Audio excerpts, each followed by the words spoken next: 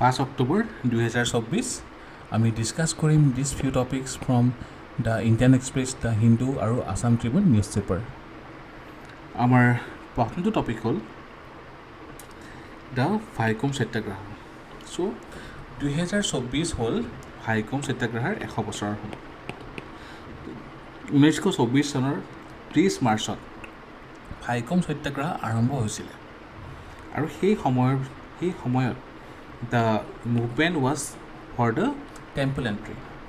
The historic non-violent temple entry protest began on 30 March 1924. Aru, it was in the response to the discriminatory exclusion of lower caste Hindus from accessing the Vaikom Mahadev temple.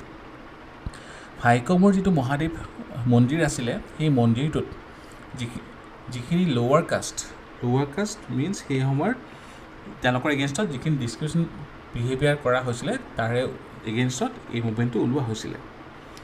ডিছপাইট the তেওঁলোকৰ educational rights, তেওঁলোকৰ economic status, the Ezhava communities face social discrimination. আৰু সেইকাৰণে the satyagrahis went in groups of তিনিজনীয়া গ্ৰুপত to enter the temple but were stopped and arrested by the police. They dressed in khadi and wearing khadi capes. The Govinda Panikkar from Nair, Bahulayan from Ijava, Aru Kunjapu from Hulaya community defied the prohibitionary orders. The movement gained popularity throughout India. The Akalis of Punjab provided food to the Satyagrahis, and Christians and Muslim leaders also supported the movement. The Vaikom Satyagraha was officially withdrawn on November 30, 1925. After consultation between Gandhi and 𝐓𝐶. Leadership character asile T.K. Madhavan, K.P. Kesava Menon, aru K.Kelappan, also known as the Kerala Gandhi. Okay. Next, the issue of temple entry was first raised by Ijava leader T.K. Madhavan in a 1917 editorial in his paper 𝐷𝐴𝐴𝐵himani. 1921 চনত Travancore Congress Committee led by T.K. Madhavan launched a campaign to have the ban lifted. 1923 চনৰ যিটো session হৈছিলে INC in Kakinada, a resolution was passed by the Kerala Provincial Congress Committee to take up the anti-untouchability as a key issue.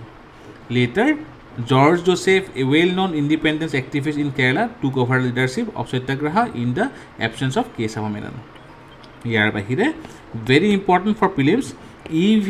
Ramaswamy Naikar, আমি তেখেতক জানো পেৰিয়াৰ হিচাপে। So' Periyar also' called the Vaikom Veerar was a key figure in the Vaikom Satyagraha who mobilized volunteer and garnered public support through his speeches. Mahatma Gandhi's involvement started in 1921 as he supported a mass agitation led by Madhavan for temple entry. ইয়াৰ বাহিৰে লিডাৰখিনিৰ ভিতৰত আমাৰ শ্ৰী নাৰায়ণ গুৰু, Mannathu Padmanabhan, E.V. Ramaswamy Naikar supported the agitation. Women like Nagamai, wife of Periyar, and Kannamai, etc. played key roles. So, our female participation yate asile. Jodi some outcome, there was legal reforms. Due to the movement, the temple entry proclamation in 1936 was done. Logote initiatives like establishment of the Travancore Public Service Commission to ensure fairness in government roles. Next is political awakening. It catalyzed political awareness and activism among marginalized communities. National impact, the movement's resonance extended beyond Kerala throughout India against caste-based discrimination. But later it led to repeating Mahatma Gandhi or Periyar. Ihor karone, see, Gandhiji saw the movement as a reformist movement, whereas Periyar called it a fight against the caste-based atrocities. Periyar was not happy that due to the movement there was partial success attained. Only 3 out of the 4 gates leading to temple was opened. So he eventually quit Congress. On October 1, 1924, আমাৰ এতিয়া 100 বছৰ হৈছে, a procession of Savarnas, the forward caste, submitted petition to the Regent Maharani Sethu Lakshmi Bai of Travancore. Or later, Gandhi met with Regent Maharani and a person led by Padmanabhan Nair underscored the growing support. Eventually, 1925 চনত all the temple gates except the eastern gates was opened. So, Vaikom Satyagraha is laid the groundwork for the temple entry protest of the 1936.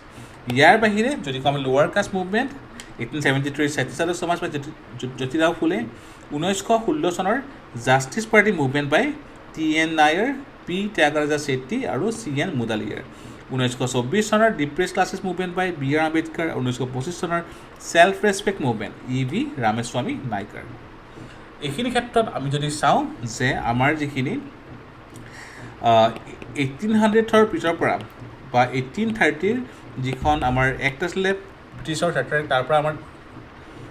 তাৰ পৰা যিখিনি আমাৰ এডুকেশ্যনৰ কাৰণে scholarship আহিলে right তাৰ পিছৰ পৰা আমাৰ অসমকে ধৰি গোটেই ভাৰতবৰ্ষত আৰম্ভ হৈছিলে দ্য ছ'চিঅ' ৰিলিজিয়াছ মুভমেণ্ট চ' যিখিনি আমাৰ ছ'চিঅ' ৰিলিজিয়াছ মুভমেণ্ট আছিলে তো তাৰে আমাৰ বেচিছটো কি হয় এটা বেচিছ হ'ল যে ইয়াতে এটা হ'ল ৰিফৰ্মিষ্ট মুভমেণ্ট আছিলে আৰু এটা ৰিভাইভেলিষ্ট মুভমেণ্ট আছিলে আৰু ছেকেণ্ডটো কি হয় ছেকেণ্ডটো হ'ল যে ইয়াৰে আণ্ডাৰ এটা হ'ল ওমেন এম্পাৱাৰমেণ্ট আৰু ছেকেণ্ডটো হ'ল ডিপ্ৰেছ কাষ্ট মুভমেণ্ট ইয়াত ভালেখিনি আছিলে so' important for prelims mains and interview the next topic is boost for tea industry so' government of ইণ্ডিয়াই ৰিচেণ্টলি আৰম্ভ কৰিছে the tea development and promotion scheme য'ত তেওঁলোকে overall budget of 664 crore allow কৰিছে for protection growth and sustenance of the tea industry okay so' স্কিমটো হ'ল the tea development and tea promotion scheme now some key initiatives by government of India এটা হ'ল formation of SHG বা self help group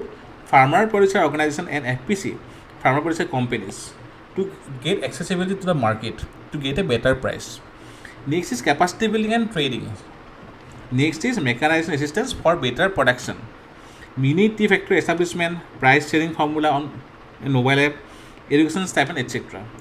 For promotion of Indian exports, buyer-seller meets, rebate on tea exports, branding and marketing, specialty tea logos, etc. are being boosted.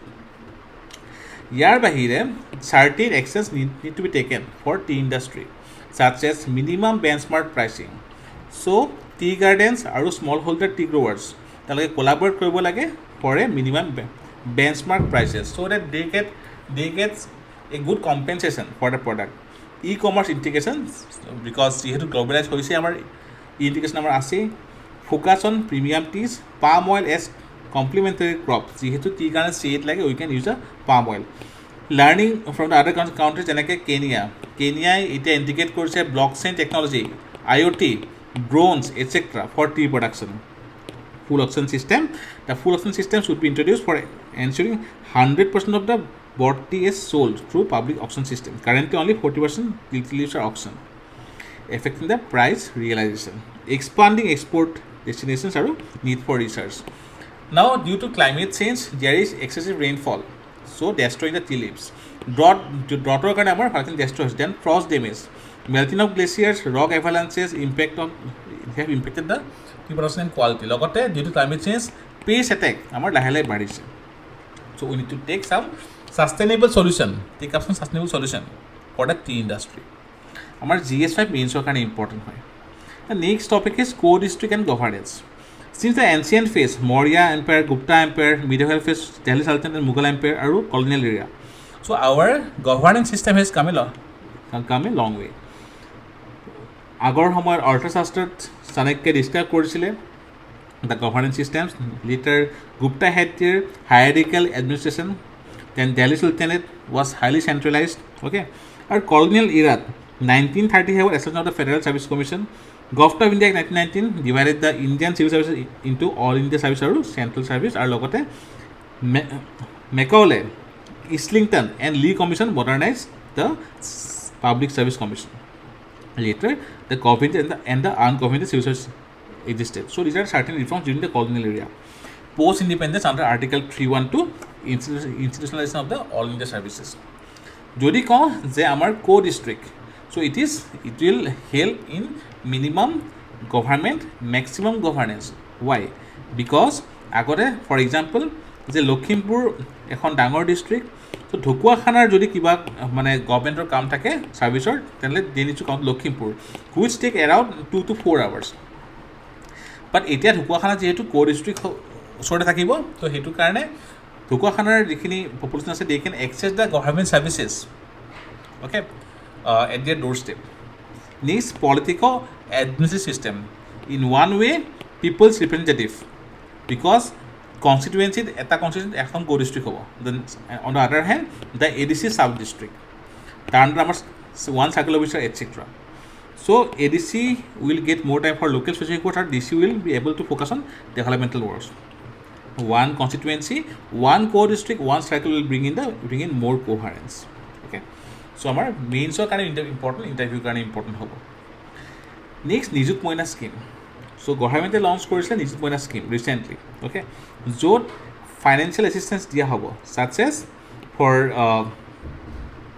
students enrolled in class 11 1,000 per month for 10 months for students in graduation 1,250 per month for 10 months for post graduation 2,500 for 10 months okay aru these are the exceptions june yet apply ko nwaribo also the Nijut Moina scheme is expected to address the issue of the child marriage logote it will address the issue of gender equality and also that is the SDG goal 5 আর লগতে the education SDG goal 4 also it is expected to help to increase the overall gross enrollment ratio beyond matriculation GS5 prelims are interview kind important hoy PM internship scheme so announced in budget 24-25 are launched recently the day before yesterday okay government roll out the pilot project of the ambitious scheme Prime Minister's internship scheme the top 500 companies will providing 1.25 lakh internship opportunity during fiscal 24-25 okay now aim ki hoy to provide 1 crore youth with hands-on work experience in top 500 companies over 5 years budget 2 lakh crore overall and 2,000 crore allocated for the fiscal year 2024-25 criteria ki hoy age 21 to 24 who are not in full-time employment logote qualification like high school diplomas IIT certificates or graduates are needed exclusion ki ase IIT IIM those holding advanced degrees feature ki 12 months internship with a stipend of 5,000 interns are insured under government scheme like PM 𝐲𝐲𝐬 𝐃𝐚𝐢𝐥𝐲 one time 6,000 grant for incidentals আৰু multilingual helpline okay significant কি আছে ইয়াৰ পৰা আমাৰ যিখিনি skill gap আছে এইখিনি address কৰিব পৰা যাব ইণ্ডাষ্ট্ৰি স্কিলিং নেক্সট হ'ল enhance practical experience skill development or support the government's vision of self-reliance. GS2 prelims also GS3 for kind of important. The next topic is Kunming Montreal Protocol. Now, the topic is only 10% of nations fulfill their biodiversity commitment ahead of COP16, reveals NBSEP tracker. So, conversational biological diversity কেতিয়া আহিছিলে from the Earth Summit 1992 আৰু তেওঁলোকৰ যিখিনি কনফাৰেন্সৰ parties হয় এতিয়া আৰম্ভ হ'বলৈ গৈছে COP16 now NBSAP tracker বা National Biodiversity Strategy and Action Plans tracker কি হয় it's a tool developed by WWF World Wildlife Fund for Nature monitoring the progress of countries in developing their national biodiversity strategy and actions okay আৰু with the aligning with the goals of Kunming Montreal Global Biodiversity Framework aim কি হয় to make biodiversity policies accessible to all ensuring transparency and accountability now what is Kunming Montreal Global Biodiversity Framework so in the 15th meeting of CBD UN Convention on Biological Diversity 2022 it was adopted to support the achievement of sustainable development goals and build on previous strategic plans it sets a bold path towards global harmony with nature by 2050 prelims are kind of important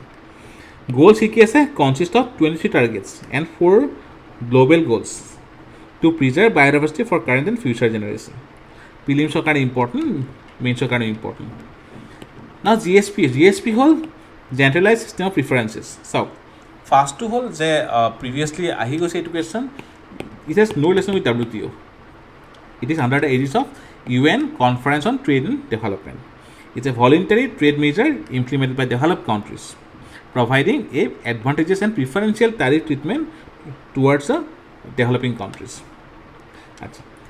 In 2019, the Trump administration repealed India's privilege under the GSP. আৰু এতিয়া since 2023 India has been working to get this tag again. So GSP in USA was initiated under the Trade Act 1974. It's a preferential trade program that allows developing countries to pay fewer or zero duties. Let's say India export কৰিছে 100 crores software, so there will be fewer or zero duty, okay, because India is a developing country, okay. It aims to promote economic growth in the beneficiary countries by facilitating their export. So facilitate কৰিব export খিনি, okay, আৰু তাৰ পৰা কি হ'ব harmonious growth টা হ'ব in the developing country. The GSP has historically been granted on non-reciprocal basis because the countries are developing, okay, so they need help.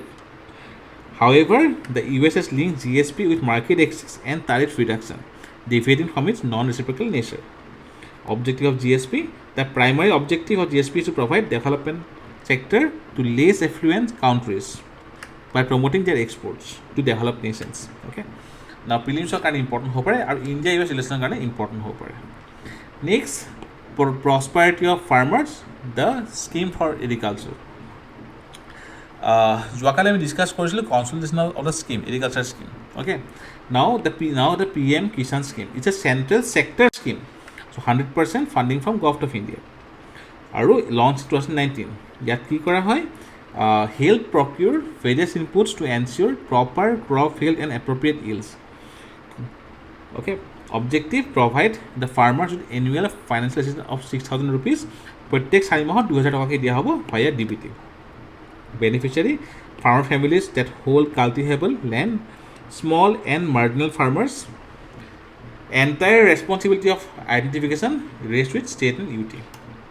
ইয়াৰ বাহিৰে FPO মানে কি হয়, ফাৰ্মাৰ্ছ প্ৰডিউচাৰ অৰ্গেনাইজেশ্যন, তেওঁলোকক ৰেজিষ্টাৰ কৰা হয় under the cooperative act of the state, নহ'লে companies act 2013, আৰু নহ'লে the society act 1860, okay.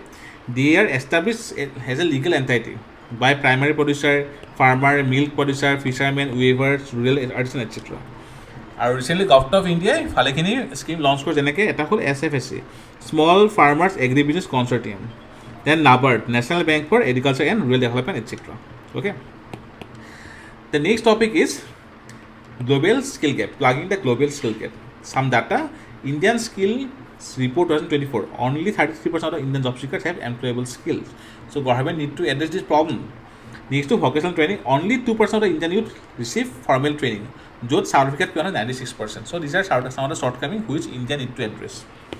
Now recently Government of India launched a Sankalp program, skills acquisition and knowledge awareness for livelihood promotion, with the help of World Bank to improve skill training across the states. যেহেতু আমাৰ ডেমোগ্ৰাফিক division আমাৰ চলি আছে, to tap that demographic division we need to impart skilling towards the youth. লগতে PM Vishwakarma Yojana target traditional artisans and craft people.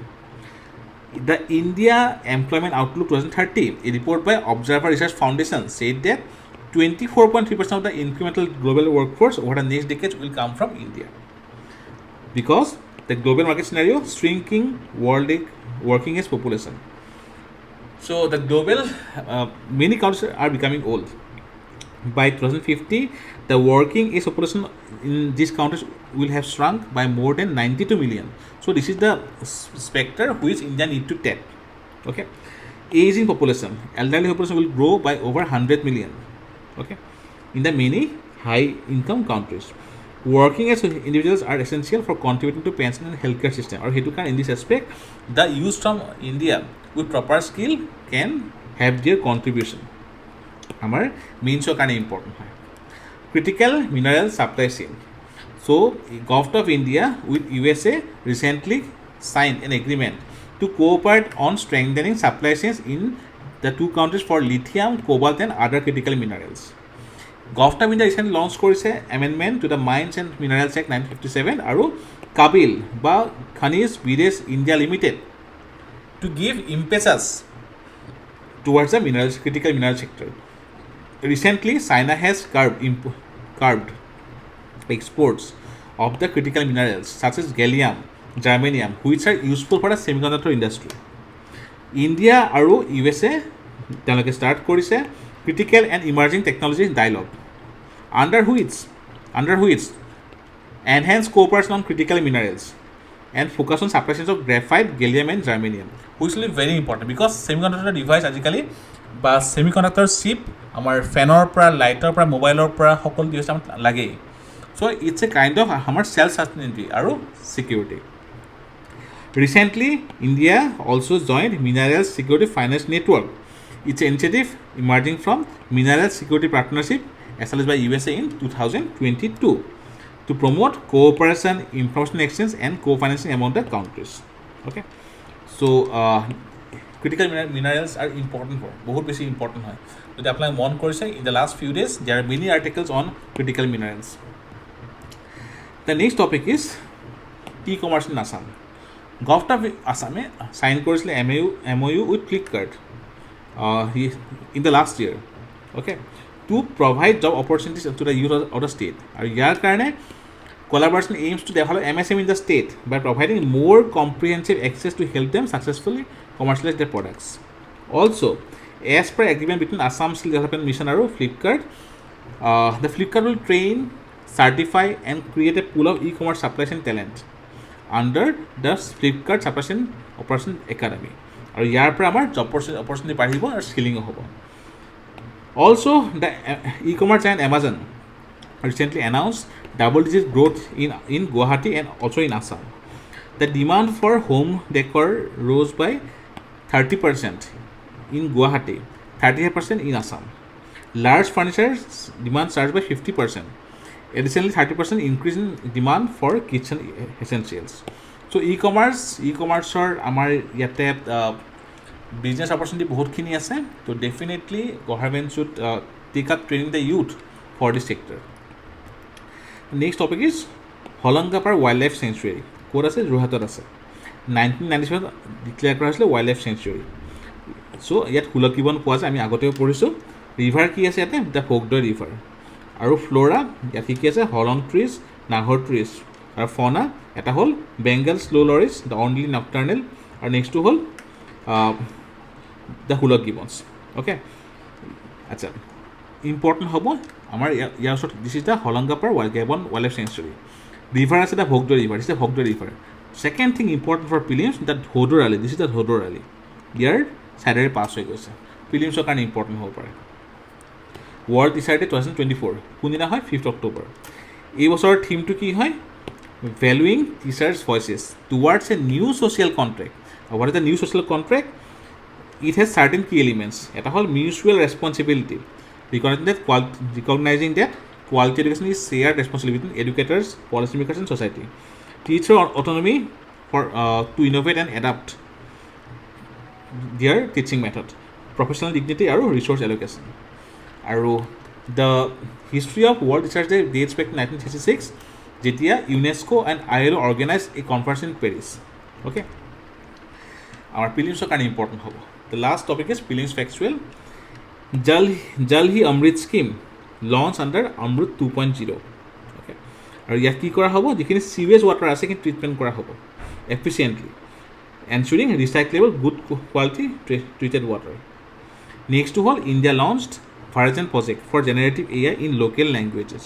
Okay, implemented by IIT Bombay under the national mission on interdisciplinary cyber physical systems. নেক্সটটো হ'ল SAARTHI 1.0. So SAARTHI 1.0 launched by Department of the Social Justice and Empowerment. Initiative intended to empower the disadvantaged communities such as SC, OBC, senior citizens, transgender persons, victim of alcoholism and substance abuse, persons engaged in the act of begging, denotified and nomadic tribes, etc. Okay, so this is all about today's current affairs. We will again meet tomorrow.